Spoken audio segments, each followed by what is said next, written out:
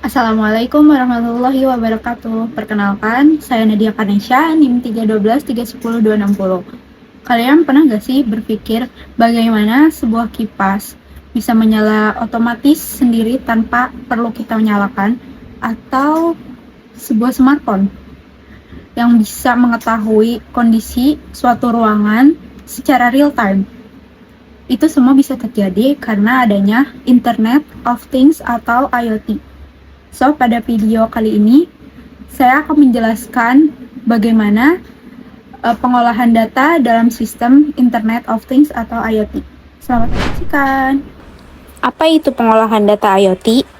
Dalam Internet of Things, perangkat tidak hanya mengumpulkan data, tetapi juga harus mengolah data tersebut agar dapat digunakan. Pengolahan data adalah proses mengubah data mentah yang diperoleh dari sensor menjadi informasi yang berguna. Melalui proses ini, perangkat IoT dapat membantu pengguna mengambil keputusan secara lebih cepat dan efisien. Tahap pertama dalam pengolahan data IoT adalah mengumpulkan data.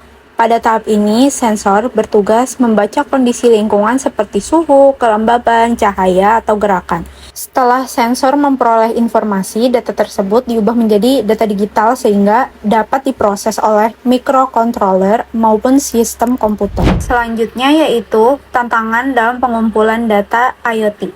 Meskipun terlihat sederhana, proses pengumpulan data memiliki beberapa tantangan. Seperti sensor harus mampu menghasilkan data yang akurat agar sistem dapat bekerja dengan baik. Selain itu, perangkat IoT juga harus memiliki koneksi yang stabil dan penggunaan energi yang efisien, karena banyak perangkat menggunakan sumber daya baterai. Setelah data berhasil dikumpulkan, tahap berikutnya adalah pengiriman data. Data yang diperoleh sensor dikirim melalui jaringan internet menggunakan perangkat seperti ESP32. Data tersebut kemudian diteruskan ke server untuk disimpan dan diproses lebih lanjut, sehingga dapat diakses oleh pengguna dari berbagai lokasi. Dalam IoT terdapat beberapa metode pengiriman.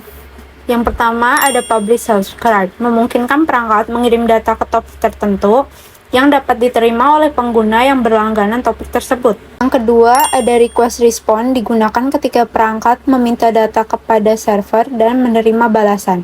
Yang ketiga, batch processing, mengirim beberapa data sekaligus untuk meningkatkan efisiensi. Sedangkan priority based digunakan ketika terdapat data yang harus dikirim lebih dahulu dibandingkan data yang lainnya. Sebagai contoh penerapan materi ini, saya menggunakan proyek IoT berupa kipas otomatis berdasarkan kelembapan. Sensor kelembapan bertugas membaca kondisi lingkungan secara terus-menerus. Data yang diperoleh kemudian diproses oleh ESP32.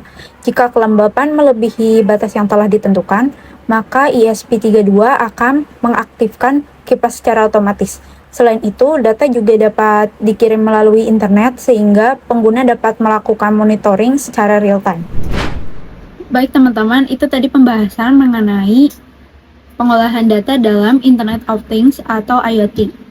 Melalui materi kali ini, kita dapat memahami bahwa data merupakan komponen utama dalam sistem IoT karena menjadi dasar bagi perangkat untuk mengambil keputusan dan menjalankan berbagai fungsi secara otomatis. Mungkin itu saja pembahasan yang dapat saya sampaikan pada video kali ini. Mohon maaf apabila terdapat kekurangan dalam penyampaian materi. Saya Nadia Kanesha. Sampai jumpa pada pembahasan berikutnya. Wassalamualaikum warahmatullahi wabarakatuh.